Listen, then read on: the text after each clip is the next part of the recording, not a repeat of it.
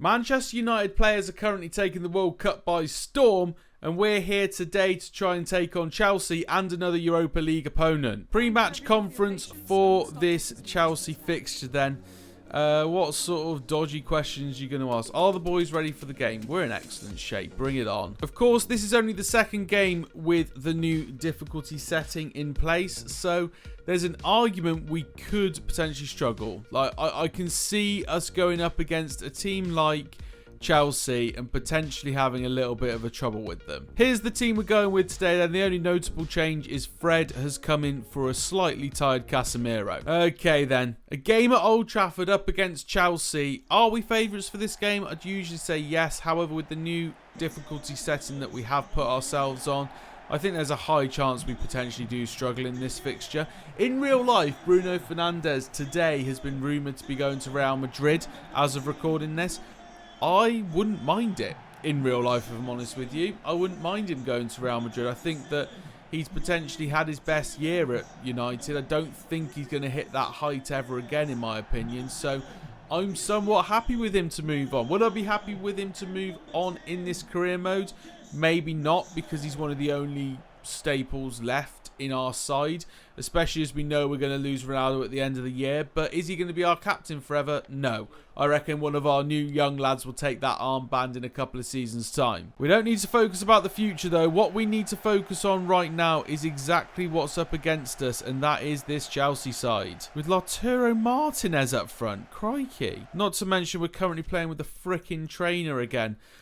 I promise you, I have changed this setting in the main menus as well. I'm not just changing it in the game. It should be completely gone. I shouldn't have to worry about freaking trainer every 2 minutes. Trainer aside though, let's see if we've got the skills to take on Chelsea. Ronaldo puts it out wide to Marcus Rashford. Rashford passes it in to Ronaldo. That's a second time shot there, Ronaldo. It's a finesse shot into the far corner, puts us 1-0 up against Chelsea. I thought we were going to struggle this game. It turns out that's not going to be the case. We've struck first and put ourselves 1-0 up. Rashford with the assist, Cristiano Ronaldo with the finish. That is the dream start to this game. Cristiano Ronaldo has played it into Anthony. Somehow he's onside. I'm not too sure about that one, if I'm honest, but I'm going to take it anyway. We're 2-0 up already. I need to check the freaking settings. I'm pretty sure this is too easy. Okay, you actually can't check the difficulty mid-game, but I'm going to assume it's still on a higher difficulty. Somehow, we're just coming up against Chelsea and we're all over them. We can't get complacent though. We need to stay on the top of our game if we're going to win this. Oh my god, it's Anthony again. He's in. He cuts it back. Bruno Fernandes' shot is blocked, but we are all over them. And Yuri Tillemans scores a goal to make it 3-0. I'm starting to think I've chuffed up here. This can't be on legendary difficulty. Surely I've messed up. Surely I've made a mistake here and ruined our series. Either way, we're beating Chelsea 3-0. Something don't feel right. We have this issue, remember, where EA change our settings on a regular basis, putting the trainer on, doing all sorts. Have they also done it to the difficulty? We'll play through the game. We'll take a win up against Chelsea any day of the week. We'll check afterwards. If there was some issues, then we'll decide what to do then. Because honestly, this feels like semi-pro. Since going 3-0 down for the last 10 FIFA minutes or so, Chelsea have held possession quite well. I haven't really had any chance to get a hold of the ball. So maybe they've just about woken up. They've had a shot there, it's just gone wide. I think they're starting to get into this game. There's a ball through here for Martinez. He's managed to try and get a ball across, but it's pretty easy to deal with. Marcus Rashford down the left-hand side. Not really got anyone in support with him right now. Finds Fernandes into Ronaldo. Ronaldo back into Tillemans. Tries to get it over to Anthony. Doesn't quite work out. We are in control of this game. Every time that Chelsea have the ball, they don't really go forward. They've only had really that one shot that I've already shown you. We have got through to half-time. It is 3-0 to Manchester United at Old Trafford up against Chelsea, and frankly, it is too easy. But before anyone says it, no, we're not putting up the difficulty again, especially if this is on the right difficulty right now. It's a one-off good performance. We're not winning every game like this, are we? Not after last episode. Ziyech into Lautaro Martinez, and he has popped it top corner past David De Gea early in the second half, making it 3-1 to Manchester United now. This could be the turnaround. We might have just started really well in this game. We're going to fade now. Oh no, Jorginho into Martinez, over to Sterling, back to Jorginho. We do manage to block it, and we manage to get it in the safe hands of David De Gea. Malacia down the left-hand side from left-back. How is he going to do here, though? In an attacking position, Malacia loses the ball. Bruno Fernandes over to Marcus Rashford down this left-hand side. This is the side of the pitch we're having the most luck right now. Finds Tielemans. Jorginho sniffs it out, though. We're starting to lose possession very easily. Cristiano Ronaldo on the right-hand side puts a beautiful ball in, but there was no one really there to get to it. The person you want on the end of that ball is Cristiano Ronaldo. Raheem Sterling coming forward here. Dances inside past Varane, and that has ended up in the bottom corner. I'm not too happy about, one, the way he got past Varane, but two, David De Gea. I feel like that shot wasn't that strong. It felt like quite a weak attempt on goal. It's side-footed. I feel like he could do better there. Moukoko plays it through to Shirky. The two substitutes linking up here. Can they put this game to bed? Shirky! Yes, he can. That makes it 4-2. Just gives us that little bit of breathing space. It was starting to get a little bit shaky. Do you know what I mean? Oh, that is nice though. Shirky is definitely turning out to be a very good player for this club. I didn't put Kubo on the bench in this game. That's a big mistake. His start at the club's been incredible. Oh no. Lautaro Martinez is saved by David De Gea this time. But no, it's gone back to Martinez. Can they get another shot away? Dalot makes up for his mistake. Moukoko through to Shirky again. Shirky cuts inside. Can he get a brace off the bench? Oh my god, what is that for a shot? Oh no, we could be in trouble here. Kante scores. Makes it 4-3 with only a matter of minutes left. Can we hold on? It's the 90th minute and Raheem Sterling's coming forward. Dalot is letting go through. David De Gea pulls off a great save. Malacia can clear. We're holding on for dear life here as Kante brings the ball forward again for the last chance for Chelsea. Dalot at right back up against Chilwell. It gets played inside to Reece James. Over to Martinez. He gets a shot away. David De Gea saves it. It's a corner. The corner comes in now. Can we clear it? Dalot, no. Sterling makes the header, but David De Gea gets his hands on the ball. The game is over. Thank God. So we managed to get ourselves a 4-3 win in the end. That was a very crucial game in the Premier League season. A transfer offer has come in for Luke Shaw, 21.6 million. I mean, we rejected PSG. This is now Chelsea. If it's to Chelsea, there needs to be more in it, in my opinion. It can't just be 21.6 mil. He'd be going to a rival. Could we get Kepa in? That would be interesting. That would be very interesting indeed. He's not getting any game time at Chelsea. I'm going to go no, though. I think that there's other keepers out there we should get instead. As much as I was tempted to go with a Mason Mount transfer there, I have just gone for the money. They said no again. They're really not happy with the price tag we're putting on Luke Shaw. We did have to get money, though. We had to get money for him. If he's going to a rival, it has to be a decent price. Juventus have now come in for Luke Shaw. Now, Juventus is a little bit different in the sense that they're not a direct rival to us. They could be a rival to us in the Champions League next season, but for this season, they're not. Do I just get rid of Luke Shaw? It's hard, man. It's hard. I'm going to go for that 24 mil again. I'm going to see if we can get a bit more for him. Just because I feel like he is worth it, personally. He's a player that we could have as a potential captain here. They've said 22.2. I want you to go up to 23.3. That sits well with me. 22.3. 22.8. Can you accept that? Way too high. The negotiations on this game are so stupid. Like, they've just gone from, we'll negotiate you down to 2.2. I go to 2.8 and they're like, nah, mate. It's like, just It's just stupid. They walk away from deals far too easily. Another offer for Luke Shaw, this time from Barcelona. Why does everyone suddenly want Luke Shaw? What is going on here? I'm going to see if Barcelona have got any money now. I've asked for 24 mil again. They want to do 22.4. Why does everyone want Luke Shaw, by the way? Am I missing out on something here? They're only willing to do 22.4. I'll counter it one more time and see if I can get like 22.6 out of them. If I can, that's fine. Cool. We've made the deal happen. Happy days. Luke Shaw, I think, is a player that if he doesn't agree personal terms and he ends up staying at the club, I'm not massively annoyed by it. But he was never going to play in the first team, so it makes sense to let him go. For the second half of this episode, we've got a Europa League fixture against Sepsi Osk. We're going to go with our second team, I think. I'm going to leave it as it says right there. In fact, no, I'm not, because there's one player missing. You know that Kubo has to be in the starting 11. Here we are then, the chance for our second string side to get a little bit of a run out once again. We are top of the group currently. With 3 points. Bohemian FC are also on 3 points. This should be a straightforward win. And I have checked the difficulty. It is on Legendary. It was on Legendary for the last game as well. So we're going to keep it that way. We're just very good at the game. Camavinga coming forward early doors. Passes it into Shirky. Shirky up to Ramsey. And we've scored already.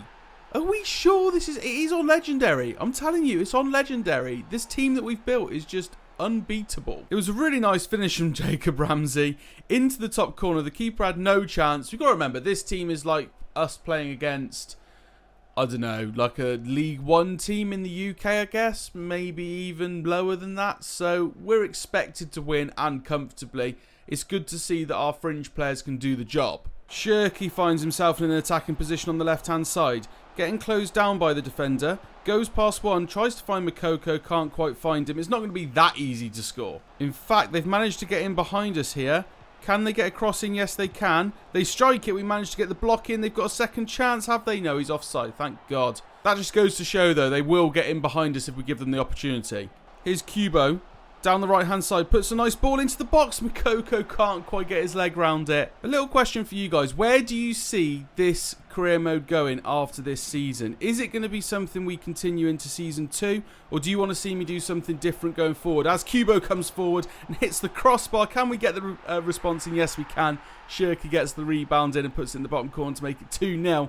But yeah, where do you see this career mode going after this season? Do you want me to continue the career mode, continue to flush out the squad, bring in the boys that have been in the fringe side and make them the first team starters? Or do you want me to see me start a new project altogether? I have a project in mind that we're going to be doing next in career mode, so let me know. Do you want to see that, or do you want to see the United career mode more? I'm swaying towards sub club personally. Makoko here. It's 3-0. This is a bit too easy. We're literally using our second string side and we're winning 3-0 on Legendary. Do I put it up to Ultimate? I mean, it's not this easy in Premier League games, but still, it's a bit boring. It's a bit too simple to just be passing the ball around them and scoring goals like this for fun. I do think we start games very strongly, and then we seem to struggle in the... I can't defend by the looks of it. Seem to struggle in the second half, to be fair, but to be 3-0 up within 20 minutes of a game is maybe a bit too easy. Here comes Luke Shaw coming forward. Plays the ball through to Makoko. Can Luke Shaw just get himself an assist here? No. Makoko's shot is not great. Oh, what on earth has Dubravka done there? That is absolutely tragic. There's no way we should be conceding a goal to this team. Barbet has put it past us, but I am not entirely sure what Dubravka is doing. That is so poor from him. So poor. So that's why we're not relying on him as our second goalkeeper. In January, in this transfer window, we're going to be getting a new goalkeeper for sure. Jacob Ramsey here. Going on a bit of a mazy run, is he? He's going to get the ball back here. Jacob Ramsey's got himself his second goal in Europe. It's 4-1 before half-time. It's like Brazil versus whoever it was, Japan, not Japan, South Korea. Barber again is in, he shoots. Dubravka does manage to save it this time. I might just sit back and relax for this second half. I could literally sit so far away from the mic, lean back in my chair, put my feet up. We've won this game. You know what? That's exactly what I am going to do. Time to lean back in the chair, time to relax a little bit. This has been far too easy in Europe. You got to remember though, this is like getting an FA Cup tie-up against like Rotherham. It's not meant to be a difficult fixture, and we've scored another goal. Jacob Ramsey, by the way, has just scored his hat-trick. He might earn himself a place in our first team squad, you know. Even though I'm sat all the way back here, I still lean forward. I still lean right into the microphone, like, come on then. At the point of recording this, we've only got 2 rounds of 16 games left in the World Cup. We've already... Oh, no. Dubravka. Good save, sir. We've just seen Brazil thrash South Korea. Unfortunately, within the knockout stages, there's been no upsets yet. It's been pretty straightforward. England are going to play France. I'm a little bit nervous, I'm not going to lie. But hopefully it does go to plan. You guys, I don't know when I'm putting this video out. I'm probably putting this video out on the Wednesday, actually. So you guys won't have seen the England versus France game either. Let me know your predictions for that fixture in the comments of this video right now. And remember, we do the World Cup predictor similar to the Premier League. What is that, Dubravka? What are you doing? You are one useless man. That ball comes in. He wins the header.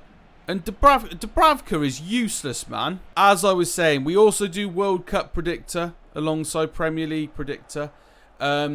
So we're predicting the World Cup results for every single game and doing a little league table amongst everybody. So if you want to get involved in that, then make sure you look for it over on the channel. Varga down the right hand side. They're actually looking to get back in this game, by the way, and they might genuinely do it. Dubravka's actually saved something. I can't defend. Dubravka, that was the most simple thing to catch. Oh, it's a lovely ball over. Luke Shaw is in. Has he got anyone in support? He has. He finds Camavinga, saved by the keeper. Now, I've done some risky plays. I've replaced the fringe players with what essentially can only be explained as backroom staff. Literally players that never get a minute like Bernard are now on the pitch. So let's hope we don't throw this one away. Oh, it's a lovely ball through. Moukoko misses. How has he missed that? Varga's coming forward, finds a nice ball in. Dubravka actually makes a good save. Thank you, sir. It will not stop me replacing you, but at least you did something. Oh, God, no. He saved it again. Okay, Dubravka made up for it in the end. I think he made 3 key saves and we've won by 3 goals, so I really can't complain. Jacob Ramsey gets the match ball in that fixture as well. I can't speak. Yeah, very straightforward win. Very happy with that. We've got our monthly squad report for our youth players. A lot of these guys are still pretty young. The one that's closest to getting involved with us is P. Bryan. He is a goalkeeper. He's aged 18. However, he's still only 55 rated, which isn't really good enough, if I'm honest with you. You've got people that are much younger than him at 16 years old that are already 61 rated. So they're the kind of players that we're going to be focusing on. He's actually gone up 2 recently. He's probably the biggest growth. Yeah, he is. He's the biggest growth out of the lot. Along with Sevelos, however you say it. So yeah, Johnson, Sevelos and Wilkins, who's growing up quite nicely as well. Could feature for the squad at some point, but not quite now. We've got loads of players going out on international duty, which is nice. And then these are players that we could look at going forward. So there's a lot of people in here. Let's take a look and see what we can get. Oh, they're all goalkeepers, actually. You know what? The money we've got, I'm just going to sign every single one that has high potential. We could always get rid of them at some point. It's not really going to do anything to our bank balance. So if I look at our youth academy now, we now have 1, 2, 3, 4, 5, 6, 7, 8, 9 goalkeepers in the youth academy. It's safe to say we will start getting rid of some of them. So Wilkins, for example, we're going to release you. I don't think you're going to make it, buddy. But there's a lot of them here that are on like Bryan as well. P. Bryan, you might not actually make it, mate. In fact, you're not going to. You're getting released. You got people that are below your age that are better than you. It's not good enough. But yeah, all of these guys have a chance. Like, if they got up to their potential, their highest potential, then they're 100% going to be starters for us, let's face it. And that leads us up to the end of this episode. We have got ourselves in 5th place in the Premier League currently. If we do win our next game, that will put us on 15 points, which will put us 2nd with Wolves of all teams. So we do need to win the next fixture. That's going to be in the next episode up against Southampton. As for now though, thank you very much for watching this video. If you have enjoyed, please hit a like rating on it, subscribe to the channel if you're new, and I'll see you in the next one.